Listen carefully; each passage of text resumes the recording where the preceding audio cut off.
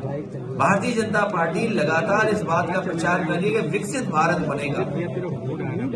क्या विकसित भारत किसानों की बिना आय बढ़े हो जाएगा? हमारे देश की अर्थव्यवस्था तभी बेहतर होगी जब हमारा किसान और गरीब खुशहाल होगा। बीजेपी के लोगों ने कहा कि किसान की आय दोगुनी करेंगे, लेकिन आज दिल्ली के 10 साल पूरे हो गए हैं और उत्तर प्रदेश की सरकार के लगभग 7 साल पूरे हो जाएंगे, लेकिन किसान की आय दोगुनी नहीं हुई है।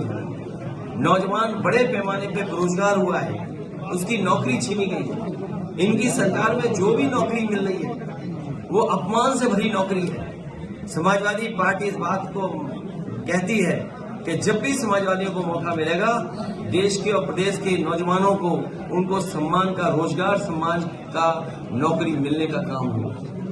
जो इन्वेस्टमेंट का सपना दिखाया था वो जमीन पर नहीं दिखाई दे रहा है। 40 लाख करोड़ का सपना दिखाया, एमओयू साइन हुए, अब तो दूसरे प्रदेश के लोग भी एमओयू कराने लगे हैं। हाल ही में तमिलनाडु में देश के प्रधानमंत्री गए, देश के बड़े उद्योग मंत्री गए, वहां भी एमओयू हो गए।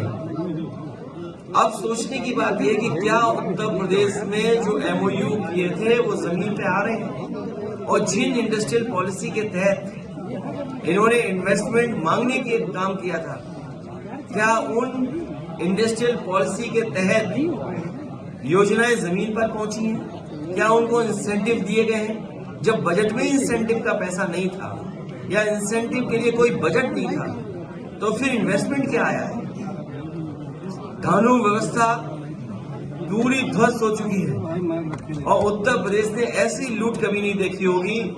हर स्तर पर लूट है, चाहे वो थाने हो, चाहे वो तहसील हो या कोई विकास कार्य हो रहा हो।